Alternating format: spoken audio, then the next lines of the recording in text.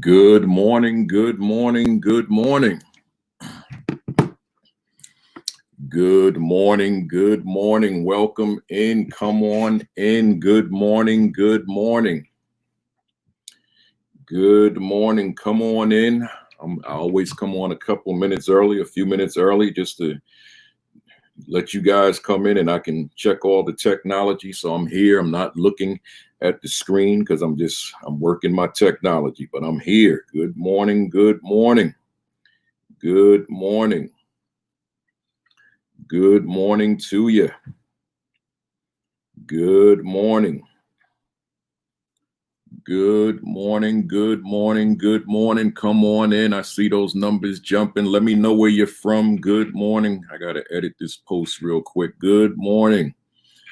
Good morning to you. I'm here. Good morning.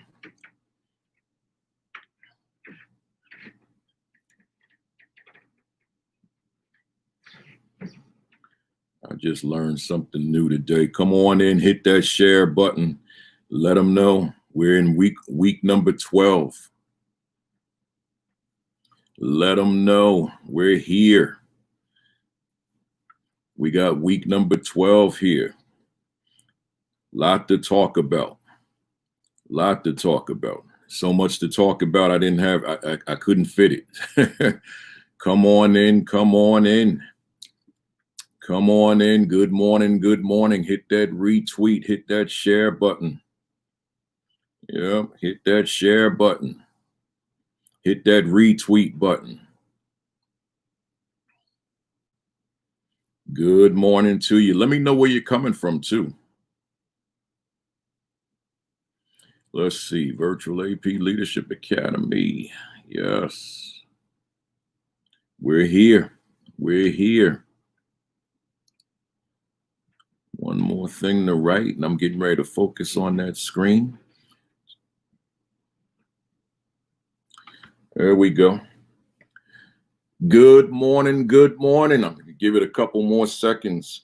Let people come on in here. A couple more seconds, few more seconds, and then we're going to get it rocking and rolling because I got a lot on the agenda today. Got a lot here.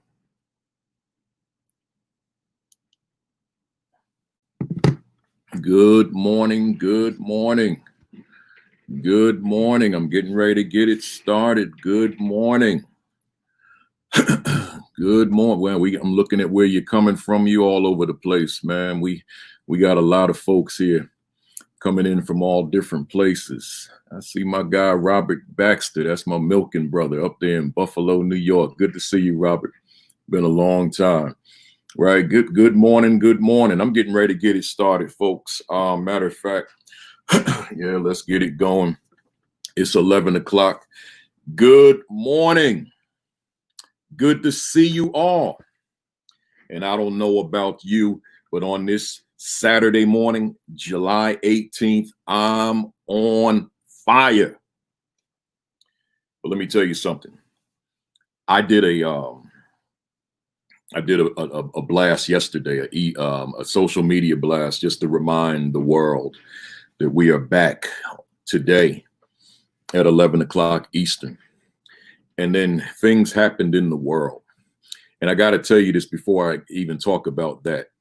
For the past 11 weeks, for this virtual leadership academy, I guess I can use the word I've been teaching, right? I've been in my role of teacher. I've been providing information. So I've been teaching on leadership, but specifically assistant principal leadership. Today, I'm not going to call what I do teaching. I'm going to say today I'm leading, right? Hear me again. I'm not teaching today. Of course, I'm going to be sharing. I'm going to be running my mouth. There'll be words coming out of my mouth until 12 o'clock. But I'm not in a teaching capacity right now. I'm in a leadership capacity today, doing things a little bit different. I'm going to model today, right? So I want to be a living, breathing lesson today, not just the teacher of the virtual assistant principal leadership academy. So let's get through the preliminaries. Hit that retweet button for me, somebody. Hit that share button for me, somebody. So much to talk about. I will consider this probably the most important session that I will do throughout the summer, the 18 weeks. But let me go through these quick announcements. I know some people tune in later because they think I'm just, rambling about announcements, but the announcements are significant, right? Or I wouldn't do them. But number one, as I always do, as I always start, the COVID-19 wellness check. I just hope that all of you are taking care of yourselves, because as I always say, and I'll talk this one quickly, as I always say, I don't want to know that you were with me on May 4th or the week after, May 11th, whatever, and so on. And then someone sends me a message saying such and such made a transition due to COVID-19. I want you to take all necessary precautions, do all the things that you must do in order to ensure that you are going to be here over the long haul, right? Wear the mask, wear the gloves, keep your hands washed, stay 6 feet apart from folks. Do all those things. Secondly, back to school, right? Like a lot of you are in the South, you're in those regions of the country where school is on the horizon. It's like it's coming. And I know that there's a whole lot of uncertainty. Like what's it going to look like? Has the final decision been made as to whether or not school's going to reopen, if it's going to be hybrid, if it's not going to open and we're going to go back to 100% virtual? So that's uncertainty in and of itself, right? So just realize, I want you to realize, if you're a principal right now, if you're an assistant principal right now, realize that how that unfolds is in your hands. Of course, you don't make the ultimate decision unless you're a charter school, or a private school. Superintendent does that, but you are the leader of that building. So you've got to be prepared for whatever the decisions may be, even if they come very quickly, right? Next, we spent 6 weeks on instructional leadership. That was a lot of time. And I just hope for everybody that it was really worth your while to have that conversation. I'm not leaving instructional leadership. It's going to reveal itself in all the other topics moving forward, right? So I'm not moving away from it at all. And speaking of moving forward, I'm not ending this academy on August 29. I just wanted to make that as a formal announcement now, because I've been kind of throwing it out there loosely. But this is not ending August 29. The Summer Academy ends August 29. But that very next Saturday in September, we're going to resume, right? I'm not going to start something, a lot of folks I've come to learn are really looking forward to the broadcast on Saturdays. So I'm not going to disappear. So we're going to do this every first and third Saturday of every month for the entire school year. So just put that on your calendars now. It's going to have the same name, Virtual Assistant Principal Leadership Academy, but it's going to be for the fall, the winter, and the spring.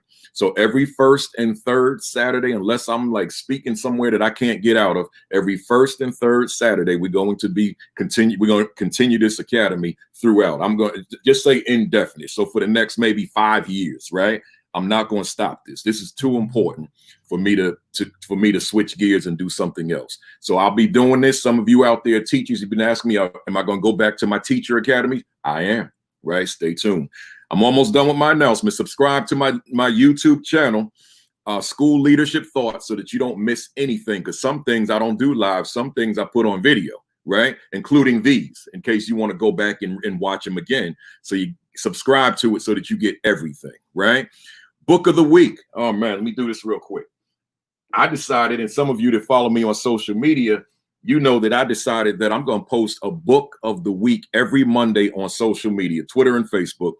A book, and it's very specific, a book for teachers of African-American children. I had someone on Twitter question that, why not all children? And quite frankly, I didn't even have the energy to answer that question. I did.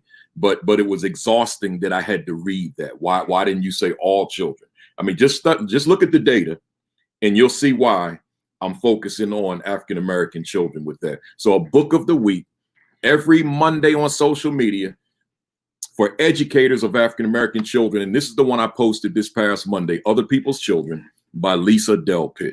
What a phenomenal book. I know many of you probably read it in college. It's time to reread it, right? So this was last Monday. Got another one coming this Monday, right? Let's keep it moving. I think I touched everything I did. So let's jump into it now. I got a lot. I said, I'm not teaching today. I'm leading today. I'm going to be a walking, living, breathing example today. And here's what I mean by that. You know, you can have a plan for a day. Hear me, assistant principal. Hear me, principal. Hear me, assistant soup. Hear me, superintendent. Hear me, whomever you are. Hear me, aspiring school leader. Hear me, teacher that just wants to be in the know, or non-educator that just wants to be in the know. Hear me. And by the way, I didn't mention to you the Philadelphia Giants. I forgot. I got to tell you that. You know, this Negro Leagues 100-year anniversary. I wear a different jersey for the whole 18 weeks and beyond, because I got a closet full of Philadelphia Giants Negro League team. And most of these shirts don't even have a number on the back. There's no number, because these teams were playing before numbers were on uniforms, a lot of them. So this is just another Negro League team. It's not the Philadelphia Phillies. No. This is the Philadelphia Giants, right? Now, here's what I mean. You might have a plan. I'm in it now. And your plan for the day, or your plan for the week. But circumstances are going to arise, leader. Circumstances are going to arise. And the question is, as the circumstances arise, are you going to be able to make the shift with the circumstances? See, if you can't if you're so rigid and you're so locked in to what it is that you plan, because you put all your emphasis, all your focus on your plan, and now the world shifts and you can't shift with it, then it's going to be detrimental for those that you are leading, because you can't make the shift with the rest of the world. So here, I can't, man, I did this past week. Like I have 3 presentations to do today. This is the first one. So I did 7 throughout the week. I've been working, y'all. And that's not just the presenting, but you got the business side too, right? So the paperwork, the administrative part, and the planning and preparation, because it's not like I'm doing the same presentation a million times, right?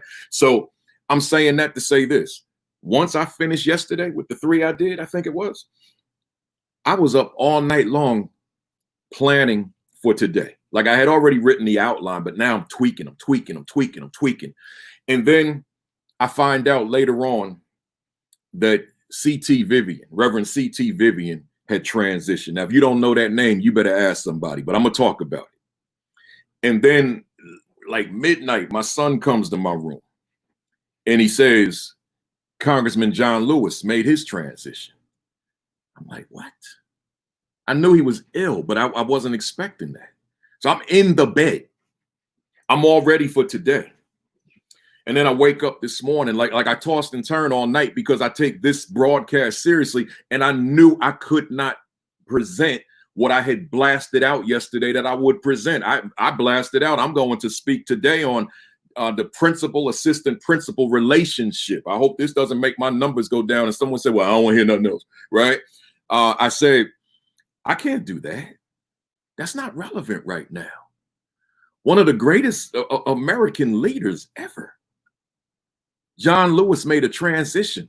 I said, I have to talk about him as it relates to leadership, not a bio of John Lewis' life. You can read a book, and I'm going to show you a book you can read, not the things that TV will be talking about all day and for the next several days. But I want to tie John Lewis leadership into what we do as leaders. So in other words, I'm not teaching. I'm leading, because I'm showing you I had to make a shift. I spent hours preparing for a different presentation. So now I had to get up at 6 this morning and now prepare for this one, because I'm not going to sit here winging it. I could, because I know enough about him and what I want to do that. But I got like 4 pages of notes in front of me, y'all. Right? I don't even think I'm going to cover them all, because I'm going to be respectful of time. And I got another presentation at 12:15 anyway. So you know I'm not going to take all afternoon to do this. But here's the thing. Let's jump into it. See, most of the week, in fact, since George Floyd, and those of you who've been riding with me since the beginning, you know that when George Floyd happened, the same thing happened with me in this presentation.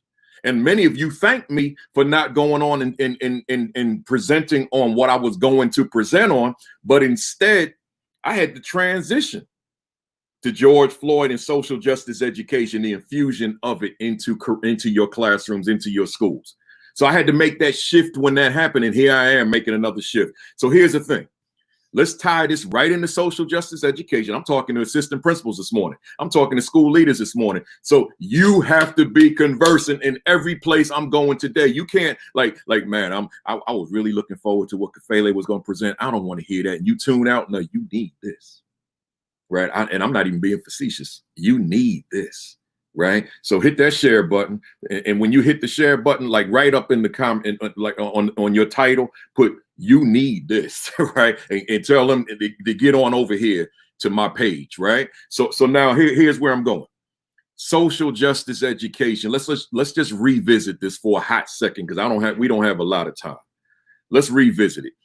All these clients reaching out to me. I need you to talk to my staff about infusing social justice education. Right? Emails, infusing social justice education. So as I do with so many things, I had the audacity, hear that word, the audacity to create my own definition. Those of you that really know my work intimately, you know I have created many different definitions of various jargon and words we use in education to make it work for me and how I progress and proceed with this work. Right. So I said with social justice education, I said those definitions I was reading, yeah, they're good, but they weren't working for me. I needed something that was just comprehensive, all inclusive. So I sat at this very chair, in this very chair, at this very table, and for hours upon hours, I crafted this, and I want to share it with you.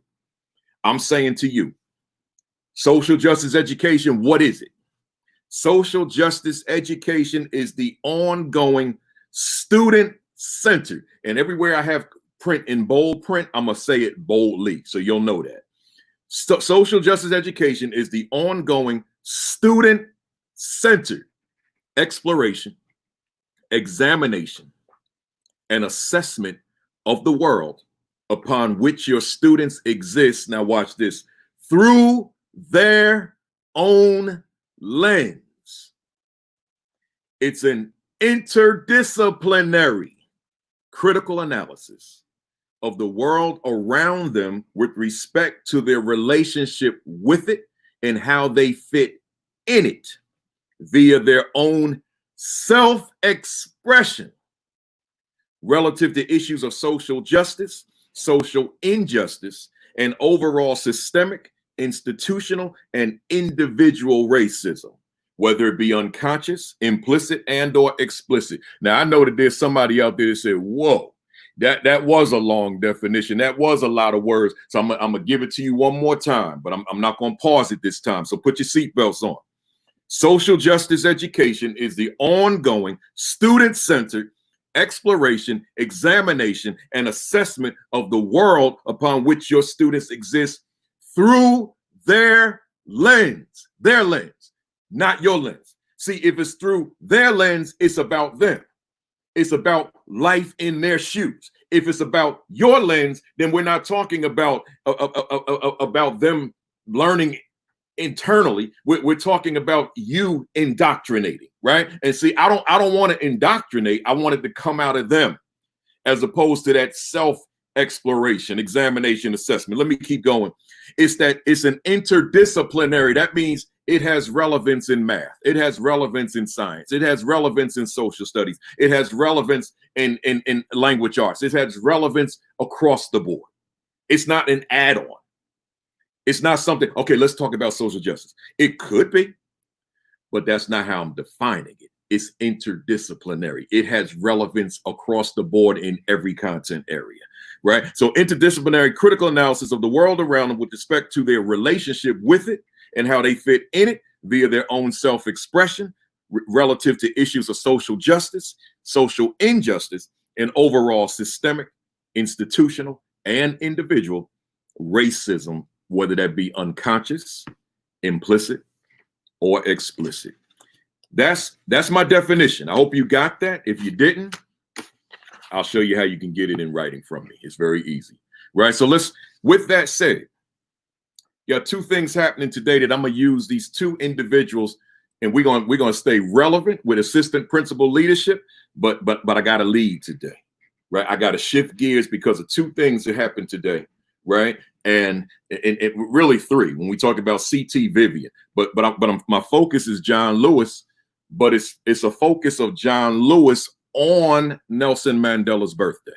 See, a focus of John Lewis on Nelson Mandela's birthday. I got to tie leadership into assistant principal leadership as it relates to the two. So I'm leading by example. Do me a favor, somebody, hit that share button. There's somebody out there, they need this. Hit that retweet button for me, somebody. There's somebody out there, they need this. They're looking through a very narrow lens, or they may, in the context of social justice, they got Black and brown children in the classroom, and they may be looking through a very generic lens, a very Eurocentric lens. They need to be looking through the lens of the youngsters that are in the classroom, so that one can be culturally responsive and culturally relevant, right? That is absolutely crucial and non-negotiable, non-debatable. So let's go to John Lewis first. We got a lot of time, y'all. So let me slow my pace a little bit. You know, I don't know how many of you out there. There's a lot of you out there, and there's a whole lot of you that watch these videos during the week, because we get quite a few views throughout the week. But so I don't know who knows my story. But my story, and I'm not going to go deep into it, but my story, there was a 10-year period from freshman year in high school until I was 23 years old where I did nothing. Right. I went to a school and was tossed out in the first 4 months of freshman year, then went to the local public school and never went. So essentially it quit school, then went to another school to live with my father, and we didn't hit it off. So he sent me back to my mom.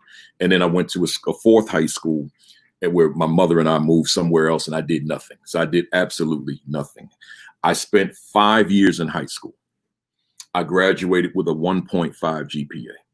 I did nothing. I did like I did like the things that the streets had to offer, but I'm not going to get specific with that on this broadcast. Like, I love them things, but outside of that, I did nothing. Right. So intellectually, I was an empty vessel. I had nothing. I want you to hear me. Nothing. If it was sports related, I could compete with anybody, right? In terms of knowledge. I could tell you how many seats were in every NBA arena across the country, literally. I could tell you the name of every NBA arena. I could tell you the rosters of every NBA team. Those were the kinds of things I knew. I probably should have been a sports broadcaster, right? But outside of that, and I knew sports, but outside of that, I knew nothing. I didn't know language arts, history, science, mathematics. Nothing. You hear me? School had failed me. Right. There was nothing about it that captured my interest, which later made me the educator that I became. But at that time, it did not capture my attention. So now that's over a 10-year period of time. Now, at the age of 23, I go to a school, Kane University in New Jersey. And I literally stumble on African-American history. Right now, I know I've told a portion of this story before, but I'm going in a different direction now. So I stumble on African-American history, literally stumble on it. And through stumbling on it and becoming this voracious reader of it, just digesting all of this information, I become a straight A student. I become a 4.0 student, and ultimately graduate summa cum laude 2 years within a 4-year program. But here's where this relates to John Lewis. So let's go in strong now. I stumble on John Lewis, y'all. I stumble on John Lewis. We're talking 1984 now. I'm 23 years old, getting ready to turn 24 in October, right? So late 23. I stumble on John Lewis. I'm reading books. I brought books out for this broadcast. I'm reading books like Before the Mayflower by Lerone Bennett Jr. I'm reading books like From Slavery to Freedom, right, by John Hope Franklin. So I'm reading these books. And I've never been exposed to anything in these books. And these are the actual volumes I read, right? I never knew this stuff. I didn't know the history of African Americans. And I was born African American. I didn't know. So I'm reading these books. And on the one hand, like here's what's happening: an interest, a curiosity, and then an excitement. And then kind of putting it in perspective. But there's an anger that kicks in saying, why am I 24 now? Why am I 24? And I'm learning this for the first time in my life. But then within doing all that reading, and I'm talking about reading hundreds of books over a 2-year period and then extending that beyond college, undergrad school, I stumbled on a young man named John Lewis. Now we're going to tie this into assistant principal leadership. This is not me talking about me. This is not me doing a bio on John Lewis. We're talking about assistant principal leadership. Do not lose sight of that. So now I stumbled on this young man named John Lewis. See, yes, I stumbled on King, but that's for another day. I stumbled on John Lewis. And I stumble on this man who's leading the Student Nonviolent Coordinating Committee. I stumble on this young man who's leading this sit-in movement, this nonviolent sit-in movement. I stumble on this young man who's a part, not necessarily the leader, but a strong, but a leader, not the leader of the Freedom Rides, right? And I'm studying that, and I'm studying the brutality that they had to endure. But I'm looking at him as a leader. And that's where I want you to ride with me on this. Because I'm saying, wow, he could give instructions to the people who are following, who want to see change. Hear me, somebody. He could give instruction. This is what you do. This is what we need to do. And then sit back and watch you do it because I'm the leader. Y'all didn't hear me. You didn't hear me. See, he could give orders. He could give instruction. Like, this is what we do. This is what you need to do. This is how you protect yourself in a nonviolent situation. This is how you cover up and keep yourself protected, because all that had to be learned. That had to be taught. That was training. But that's not what he did. He led by example. I said, I'm leading today, y'all. He led by example. So he's not just one saying, this is how you do it and training folks how to do it. John Lewis, read the story of when he was on the Greyhound bus that arrived at Anniston, Alabama. Anniston, that's a name, that's a town you may not be familiar with. When he arrived at Anniston, Alabama, and read about that beat down. Now, he's a young man at the time, like early 20s. He could have quit and said, oh, this is a bit much. Let me go on and finish getting these degrees I'm working on, because he was a college student. But he kept going. Let's look at you now. Every day is not going to be rosy. Every day is not going to be the way you want it to be. Do you hear me? So some days may be a little bit more or a lot more difficult than others. Are you going to just be the one pointing the finger to do this, do that, do that? Or are you going to roll up the sleeves and you're going to get yourself muddy with the folks, see, with the teachers, with the students, with the parents? So leading by example. I'm using John Lewis' life to explain this today, in tribute to him, who made his transition late last night at the age of 80. For anybody that didn't watch the news this morning, right? Hit that retweet button, somebody. Hit that share button for me, somebody. So now I'm reading about him, and I'm reading about and I'm looking at the photographs in terms of it at the lunch counters, right? And with the sit-in movement, right? And then I'm looking at the photographs with these bombed out buses with the Freedom Rides, right? And I'm like, man, this dude, he was heavy duty. And I didn't know about him. So I'm growing up hearing about Dr. King, but I'm not hearing about some of these others, right? So now I'm reading and I'm changing and I'm evolving and I'm shifting in terms of who I was to what I became. And then, as I'm reading, I stumble on, because see that first reading is like 1960, 1961, 1962. So then I get to 1965 and a march that was being organized by Dr. King and SCLC in conjunction with Southern Christian Leadership Conference, along with Student Nonviolent Coordinating Committee. So now there's John Lewis again. So now they're organizing for this big march on March 7, 1965. Hear me, somebody. But all of a sudden, Dr. King couldn't make the march. He had to attend to business in Atlanta at Ebenezer, his home church. So John Lewis became leader. And they leave the Brown Chapel in Selma, and they walk through the city, and then they get to the bridge, at the foot of the bridge, and they begin to march over. You know the story, but I need to still explain it. I need to say it. And then as they're at the apex of the bridge, now you can see the other side, because I'm on that bridge every year. So I kind of know that bridge, like as if I built it. So on the other side, now that they're at the apex, there's about 200 police officers and sheriffs, Selma police and Alabama, I should say troopers, Selma police and Alabama state troopers on the other side of the bridge with the police dogs, with the tear gas canisters, with the billy clubs, right, with the whips, etc.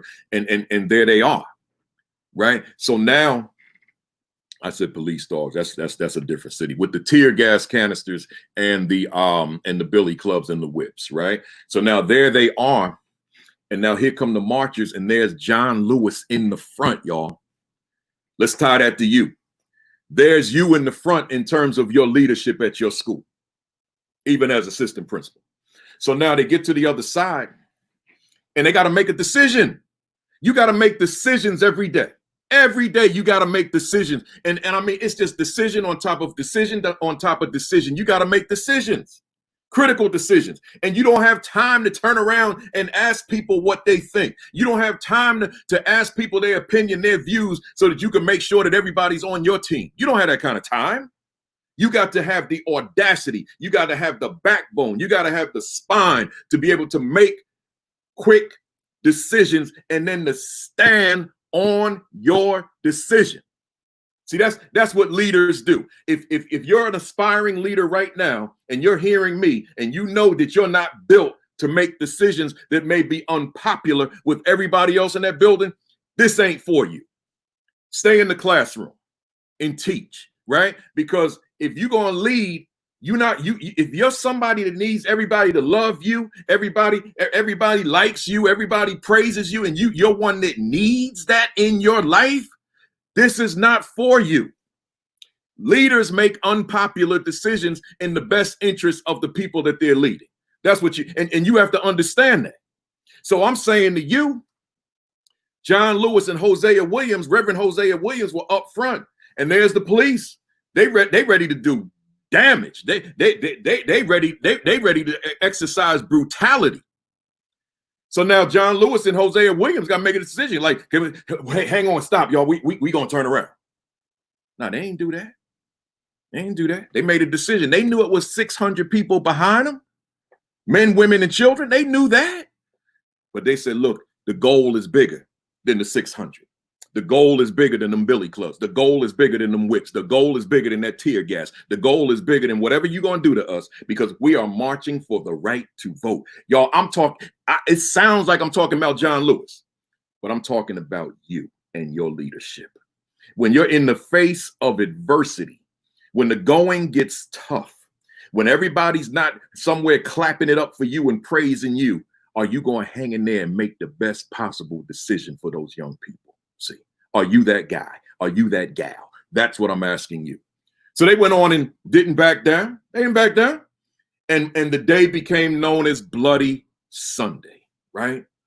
John Lewis suffered a fractured skull. Let me say that again, because there might be some young head out here, just someone that doesn't know history, and you didn't even know this. John Lewis suffered a fractured skull by being hit with a billy club in his head. That was 1965. Do you recall John Lewis ever not working since 1965 in leadership? That man been working all the way up to his death. That's what I'm trying to demonstrate for you today. I'm not teaching today. I'm leading today. I'm modeling today. I want to be a lesson and an example today. I shifted gears. I was supposed to be talking about the assistant principal relationship today. I had to shift gears because I got to be relevant with the times. Hey, assistant principal out there. Hey, principal out there. Hey, assistant principal out there. Hey, superintendent out there. Are you shifting with the times? I wish there was one of my students on this thing right now from back in North Tech days or Sojourner Truth days, because they could write on the thread right now and tell you that if this was a school day where our entire school would be in the gymnasium having this same conversation, because I would have or one of my staff, I wish one of them was on here right now and right on this thread, they will tell you, because I would have shifted gears. What a giant, an icon, a legend has transitioned, and I'm going to pretend it didn't happen and keep and just perpetuate the status quo, just go on in business as usual. No, life got to stop. And now we shift, and then we will come back to it. See that? So I'm just giving you this example. So now let's fast forward, because I'm not doing a history level. Someone said North Texas. Ephraim, you know it. I got a former student right here, right? He's a teacher now. Imagine that. See, so one of my former students, teacher, on teacher, what they call that day? I forget what they call it, but when you pretend you're like with the adults in the building. So he was the teacher, he was the principal for the day, dressed like me, walk like me. So they know. Right? So now let's keep it moving. Fast forward. August 2006, right? We're going to fast forward from 1965 to 2006. I'm invited to speak at a school in Montgomery, Alabama. I was so excited because I knew that Selma was near Montgomery, 50 miles away, 52 to be exact. And there's a reason that I'm saying 52. You got to do your homework. So 52 miles away. I said, man, I'm going to be right there by Selma. And that's where John Lewis marched. All right. Well, back in them days, I didn't know anything about renting cars and all that kind of stuff. All I knew was, I guess someone's supposed to pick me up at the airport. I found out later on that ain't how it works, right? Unless you like big time. I'm not big time. I'm small time, right? So now, principal picked me up at the airport, picked me up at the hotel, all that kind of stuff. So I said to her, hey, principal, when we finish today, can you drive me to Selma? Right? Like, so I didn't know better, right? I thought that's how it worked. So she's like, I guess in the back of her mind, she's like, this guy crazy. But she didn't say that. She said, yes, I will. So she drove us to Selma. And we were on Route 80. Y'all don't hear me? That's the route of the march that happened after Bloody Sunday. March 21 to March 25. 4 days. So we were on this road meandering. Curves, hills, valleys, peaks, valleys. Curves.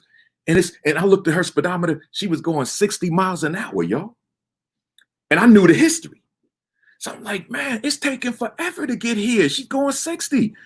Because in my mind, I'm saying the marchers walked this route. And it gave me stronger appreciation for the route. See? So now we get there. I said to the principal, and she brought 3 teacher friends with her. I said, y'all, could y'all like leave me alone so I go up on this bridge? Now I need y'all to get your notes out for this one here. Right? Kim Wilson, Daniel, get ready to write these questions for me. So now I said to her, let me walk this bridge. I went and walked the bridge by myself, the Edmund Pettus Bridge. I had the spirit of John Lewis in me, y'all. Don't make no mistake about it. But it wasn't just John Lewis. I had the spirit of all those marchers in me. I was on that bridge. I felt like I was trembling. I had to go into prayer. I had to go into meditation. It was just one of those experiences, right? It was one of those surreal experiences because I had been studying that march for years, decades at this point, 2 decades, right? So now I'm on it. Now here's we're gonna tie this right to the assistant principal because somebody said, okay, where you going? Watch this. I'm on the bridge. A question pops into my mind. And this question has been driving me ever since, every day. It just popped. I'm in the middle of the bridge, y'all. And the question pops into my mind. It just hits me. And it said, Principal Kafele, as it relates to the students you teach and the staff you lead, who are you? Those of you that write these questions down every week, the question is right there. Who are you? Preface with, as it relates to your students and your staff, who are you?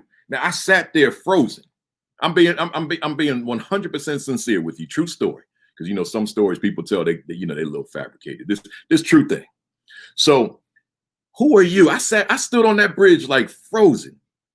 Who am I as it relates to my school, my students, and my staff? And here's my conclusion when the question popped into my head. I said, I'm not who I thought I was. I'm not who I thought I was. Because that question came to me in the context of those 600 and being an armchair quarterback, having hindsight is 2020 vision. It's easy for me to say if I was on that bridge, I would have marched with John Lewis and I would have confronted those police officers. It's easy to say that in 2006 when it happened in 1965. But as I was frozen in real time, And I'm asking myself the question, or the question popped into my head, who are you as it relates to them students? I said, man, I'm not sure. Because whomever I am, I don't measure up to the marchers on that bridge. I don't care how many awards I accumulate over the years. I don't care how many accolades. I don't care what accomplishments I make. I will never, ever measure up to John Lewis and no 600. So now let's flip that on to you. I'm asking you, assistant principal, you tuned in this morning because you wanted some assistant principal information. Well, I'm throwing it at you. And I'm asking you, in the context of your students, in terms of their academic, social, and emotional growth and development, in the context of your staff, in terms of your instructional leadership and their professional growth and development, I'm asking you, who are you? Be honest with yourself. Put the mirror up. Are you the best you that you can possibly be? Or are you just half stepping? Are you just bringing a portion of yourself, a fraction of yourself? Who are you? That's the question that I'm asking. That's the question I had to take that question back to my staff when I got back to Jersey. So that was August 28th. I met my staff after summer break on September 1. And we spent the whole time on that question and the two that accompany it. And I did a whole PowerPoint on Selma. And we gave them mirrors, everybody. We said, who are you? I'm saying, I'm challenging you right now to ask yourself that question every day in the context of your students, meaning your leadership of your students, and your staff, meaning the leadership of your staff, asking yourself the question, who are you? Because I'm thinking about John Lewis leading them people. I'm thinking about John Lewis on that bridge, knowing of the uncertainty of his own safety, his own life, but yet being held accountable for 600 behind him. See, you and I don't have it that hard. So I'm asking you, in terms of what we do, what you do, who are you? So I'm sitting there, just kind of pondering over that question. And then here come a second question, just popped into my head, my psyche, my soul, my spirit. Principal Kafele, what are you about? Oh man, where's this question coming from? What am I about? That question said, what's your purpose?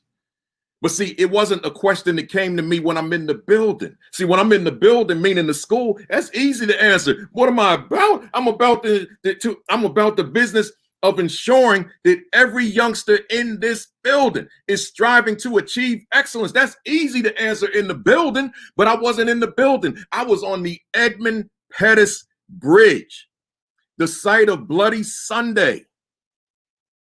The site where 600 people's blood was in the streets. The site where John Lewis' skull was cracked by a billy club by a police officer. Could have killed him. The question said, what are you about? But in the context of me as a school leader, I had to rethink that. And not just in that moment. I had to rethink that pretty much for the rest of my life, including right now in real time. Kafele, on July 18, 2020, what are you about? You really about this thing called education? Or you just faking it? See, I gotta ask myself that. So if you really about this thing full throttle, here's the big question, because this was the third question. The third, matter of fact, before I go on and respond to that, let me just give you the third question. The third question was, what is your most recent evidence? Which is what I was getting ready to say, but in context of the second, I want to give you the question.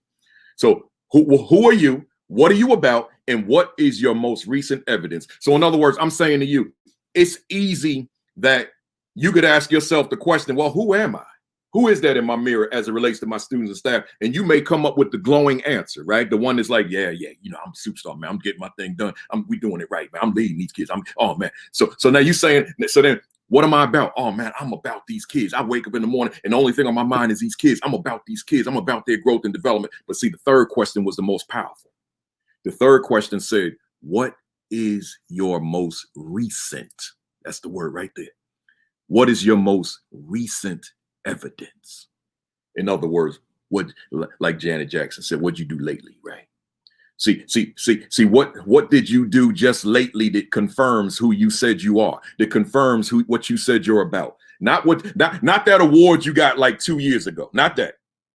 Right? Not that accolade you got last year. Not that promotion they gave you a few months ago. We ain't talking about that. That's not relevant because that's not recent. I'm talking about what you do just like yesterday. What you do early today that confirms who you said you are. Your most recent evidence. Man, let me tell you something. There is somebody that needs to be on this broadcast and they sitting home somewhere, right? Or maybe they're watching TV. Right? They need to be here. If you're an assistant principal, and I'll be so bold, forgive me. If you're an assistant principal, I don't care who you are, you need to be on this broadcast. I don't care if you superstar assistant principal, you need to be on this broadcast. Because essentially what I'm talking about is social justice education. And I'm tying that into leadership, right? So now watch this. I get back to the school. It's first day. I got an agenda this long. First day staff comes back from summer break. We never got to it. All we talked about was John Lewis, Selma, the Edmund Pettus Bridge, Bloody Sunday, and ultimately the march to Montgomery on March 21 through 25, and the passage of the Voting Rights Act. That's all we talked about. First day back. You figure I got a lot to talk about? Then at the end of the year, them test scores went through the roof. You know why? Because we had the right message. I didn't bore them with administrative stuff. I put that in an email and sent it later. We started with the right topic, the right message, right? But see, once again, when I say to you, of everything I just said, what is most apropos here? 3 questions. Who am I? Self-reflectively, who am I? What am I about? And what is my most recent evidence, right? Take those 3 questions, own them. My school, we posted those 3 questions on the wall in every classroom, and my office and the assistant principal's office. Wherever you went, you saw those questions. It was a reminder. And then we talked about it with the students. It was a reminder that never lose focus of who you are.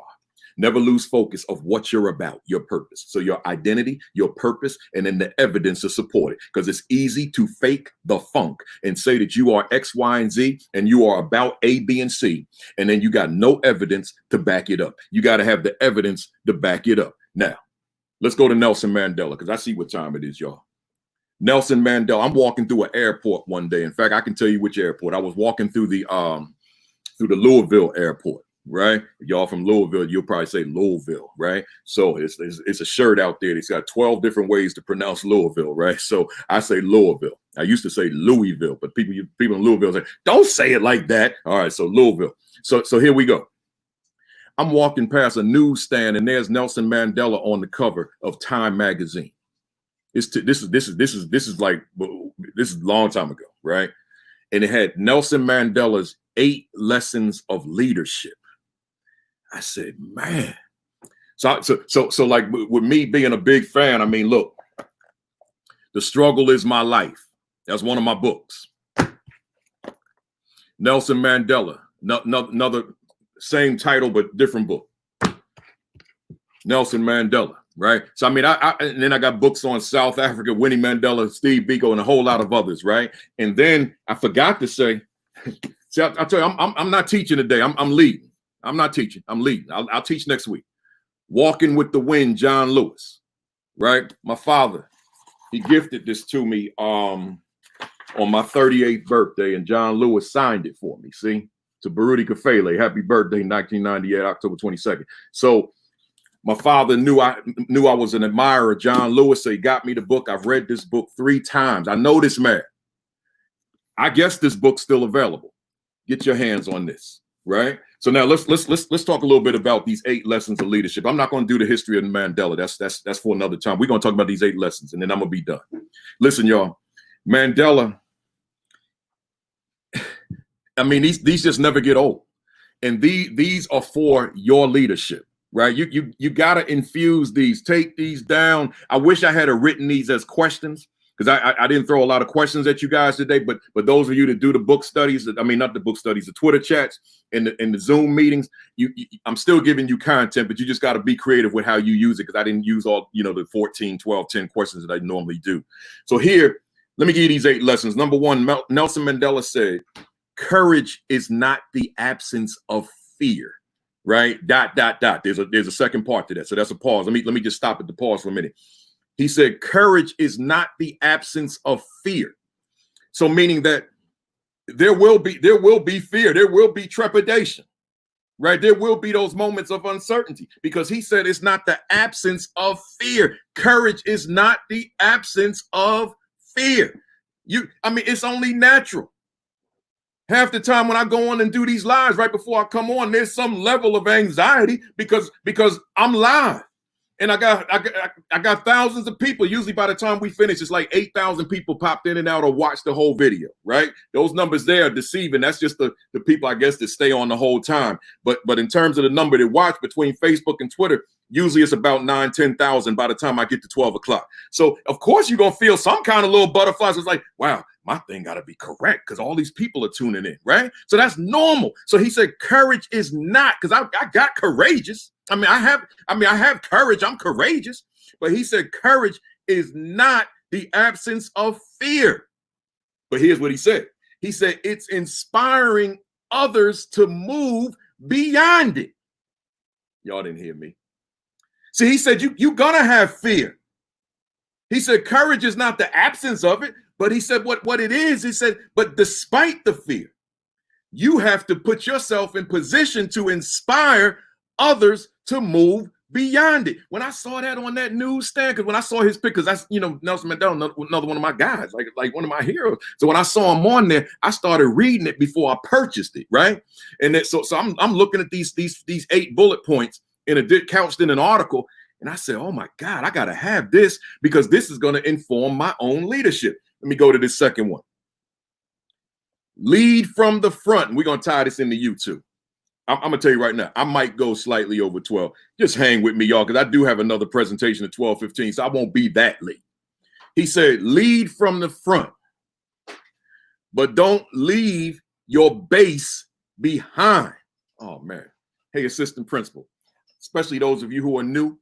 I know it's easy to, like, you in the job, right? And you all out front, or even the principal, you new to this, you trying to feel your way through it, and you way out in the front, man. You trying to do your thing, man. Yo, I got this new position. You way out there. You out in the front. You doing your thing. You leading, and then you look back. What? Where the staff at? Where the people at? Where the students? You ran away from them. You were so gun ho that you forgot your staff. Somebody out there say, ouch, right? Because you know who you are. You were so gun-ho. You were so souped up. You were so excited. You were going, man. Yeah, I got to get this. You going. And now, where y'all at? Hello? Hear the echo? Hello? Ain't nobody there. Because you got so far out in front. See, he said, leave from the front, but don't leave your base behind. Somebody say, ouch, because I know I'm talking to somebody. But then he said, let me go to number 3. That was number 2 for those of you who are keeping count. He said, lead from the back. Oh, he just said, lead from the front. But now he flipped it. He said, lead from the back. And let others believe they are in front. Oh, man, y'all didn't hear that. I stuttered when I did it anyway. Let me do it again. Leave from the back and let others believe they are in front. You didn't hear that. That one is so powerful. I could do the whole hour just on that one, right? Because here's the thing. Mandela said, here's what he's saying. You got to distribute the leadership. That's what he said. He said, you got to allocate the leadership, right? He said, but here's the other thing he's saying in there. He said, you got to empower others around you. It ain't just you. Yeah, your room says assistant principal above the door, your office above the door. Principal's out there. It says the sign says principal. But see, here's the thing. He didn't say lead from the back. I mean, lead from the front and run away from people. He said lead from the back and let others believe they are in front. That means you taking people, looking at their skill set. Look at that person's skill set. Look at that person's skill set. Look at that person's talent. Look at that person's ability. And you're going to capitalize on that. You're going to exploit that in a good way, right? You're going to use that to enable that person to demonstrate their own leadership, to exhibit their own leadership. He said again, lead from the back. You can get behind them now. Put them up front. I had some people over the years, I put them up front, man. I put them up. Now, when I was a rookie, I didn't know better. But as I got seasoned, then I put them up front, right? Lead from the back and let others believe they are in front. And see, you don't even have to use that word believe. They could actually be up front. Because you don't need your hands and feet in everything. Because everything in that building is not your skill set. Everything in that building is not necessarily your strength. It might be their strength. As I use an example on this broadcast a few weeks ago, master schedule. If there's somebody from my old districts on here and you hear me say master schedule, they'll attest to it. Yeah, master schedule ain't his thing. He used to frown about that. He cried about that. He really got disgusted about that master schedule, to the extent that I delegated that to some very skillful people that knew how to do master scheduling, right?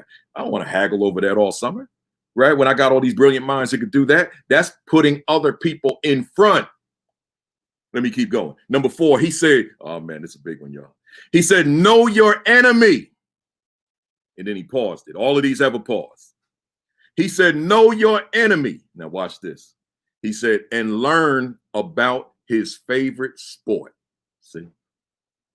What you know about that? What you know about that? See?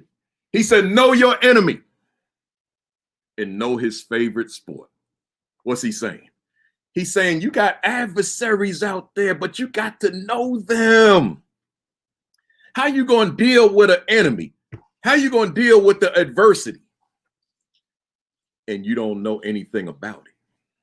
See, or adversary is a better word. How you going to deal with the adversary?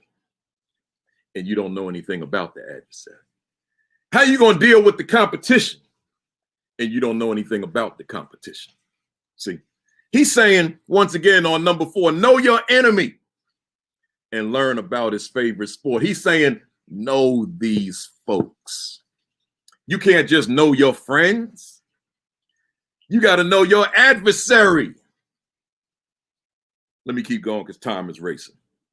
Number 5, he said, keep your friends close. But he paused it. I'm laughing because this stuff is so powerful. I should have shared this with you on week 1. He said, keep your friends close and your rivals closer. See, closer. See, here's what human nature forces us to do. He's saying keep your friends close. So we got our friends in our circle. But he said, and your rivals closer. So here's what we do. The rivals, we like this here. Yo, you can't cross this boundary, right? Mandela said, if that's your rival, bring that person into you. Got to know them. Don't let them corrupt you. But in order to deal with them, you got to bring them in. Because see, if they operating from way out far from a distance, they could be plotting and planning against you, and you're not in position to intervene. See, you want to make sure that you're in position to be able to counter whatever it is. So Mandela said, bring your rivals in. Let them bring a little closer, because that way you can attack them a little bit better. See, let's keep moving. Number 6, I love number 6. Oh, man. I think number 6 might be my favorite. He said, appearances matter. But he paused it. We talking about your leadership. He said appearances matter. Hey, assistant principal out there. Hey, principal out there. Assistant superintendent, superintendent, aspiring administrator, teacher, or just somebody that just likes to listen to Kafele and you ain't not even an educator, right? He said appearances matter. ... And remember to smile. Appearances matter, and remember to smile. How you gonna lead and you lead like this here? Look. All right, let's go. All right, teacher, I want you to try this. How you gonna be effective like that? Imagine you doing the same thing, but you look like this here. That's right, teacher. We're gonna make it happen. We're gonna take it to another level. Like let me say the same thing. Now watch this, y'all. All right, teacher. We're gonna take it to another level. See, that probably scared the teacher out of the room. Appearances matter. How you dress matters, right? How you groom matters. Your posture matters. Your swag matters. Just the way you present yourself matters, right? Your shoes matter. If there's polish on them shining, it matters. Everything about you, what the human eye sees, it matters. You got to be cognizant of that. But Mandela said, and remember to smile. I'm almost done, y'all. Number 7, because it's 8 altogether. He says, nothing is in black or white. Nothing is in black or white. He says, so it's not going to be like cut and dry. That's what he's saying.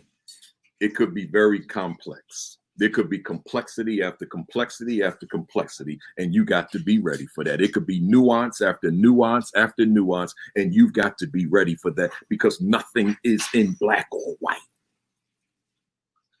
It's not the way you planned it. So you planned it in black or white. So here's where you planned it. It was this, but then this happened, and you weren't ready because you were just ready for this. See, and then the last one. This is my other favorite one. This one gonna blow you. This one gonna blow you away. He said, quitting is leading to. Y'all ain't hear me. You ain't hear me. Let me give you that one again. He said, quitting is leading to. What's he saying? What he's saying is very simple. He's saying that despite the fact that you're the leader, you may not excel in everything that requires you to excel. But there may be somebody on that staff or someone on your leadership team that can get it done in a way that you cannot get it done. So you can't let your ego continue to try to resolve this situation, this issue, this conflict, when there's someone else that could do it like that. Let your ego, put your ego to the side. Like my man, Dr. Marcus Jackson would say, eat some humble pie, right? Put your ego to the side and let somebody else quit, and let somebody else that you know, someone that you have groomed yourself, or someone that you have recognized their talent, let them step in and resolve that issue. They can do it in a way that you cannot do it. He said leading is quitting too. So again, I didn't do no teaching today. Somebody might say I did, but I did some leading today. I did some modeling today. I wanted to show you that I needed to shift gears because the world shifted. When someone such as a C.T. Vivian that we didn't get into, one of Dr. King's field generals out there, head of 80 different chapters of SCLC, Southern Christian Leadership Conference, was out there and also suffering all sorts of brutality. Passed yesterday, and then on the heels of his transition comes John Lewis, and then we're on Nelson Mandela's birthday on July 18. I couldn't do my normal lesson. I'll do it next week, though. I promise you, unless the world shifts again. But all things considered, I'm sure that I'll be doing next week's lesson on the principal-assistant principal relationship, and that'll probably be a 3-week lesson, right? So we're gonna do that for a while. So let me give you number one. Hey, I didn't do this in the beginning. If you don't have this yet, please hurry up and get it. The Assistant Principal 50 is getting rave reviews. And when you read it, and if you love it, if you like it, if you get it from Amazon, give me a rating, right? That always helps, right? So if you don't like it, then just keep it moving, right? But if you like it, give me a rating. Give me a couple of words. That's on Amazon. But get the companion, the Aspiring Principal 50. This is not just for an aspiring principal. I gave it the wrong title, to be quite frank with you, because this is also for the new principal. This is also for the assistant principal, although the content is not the same. It doesn't overlap. It just complements one another. But it's two very different books. Both of them available on Amazon. Both of them are perennial top 100 books. This book has been this book. Let's see, it's in reverse. Okay, here we go. This book has been in the top 10 for the past several weeks. It's down to number 3 yesterday. So hopefully maybe y'all bring it to number 1 again. It hadn't been there in a while. But get this with it, right? And then I don't have a parting question because we kind of we preempted the regular broadcast today, right? So get the book, subscribe to the channel, keep working on your plans for reopening. Visit principalkafele.com because there's so much free resources on there as well as the books, which you can go there to link you to Amazon and ASCD. And then lastly, where we at? COVID-19. Make sure that you are taking care of yourself. Diet. Make sure that you are eating right? Exercise. Make sure that you are getting in your exercise. And I should mention, the Black Educators Rock Conference isn't over yet, right? That's still going on. So make sure that you still got another 2 days, today and tomorrow. You can register. That's for everybody. Black Educators Rock because the presenters happen to be, well, no, the presenters are Black, but it's called Black Educators Rock because it's about the Black children, right? And then there's another conference that I'm speaking at 3 o'clock today called Race Mentorship. If you go on Facebook and just type in Race Mentorship Conference, type that in. I'll be on 3 Eastern time today. So I'll be on Black Educators Rock at 12:15 having a men's discussion, but it's open for everybody.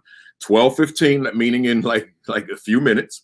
And then I'll be on Race Mentorship on you can go to Facebook, just put it in the search bar on Facebook and then register for that. And then maybe I'll see you at 3 o'clock. I'll be speaking for about an hour on who knows what. I haven't even thought about it yet. I just know I'm going to bring some fire when I'm on there. But other than that, folks, you have a great week.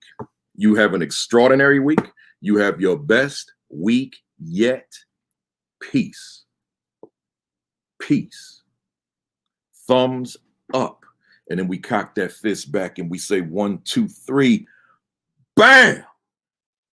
Great to see you. See you in 7 days.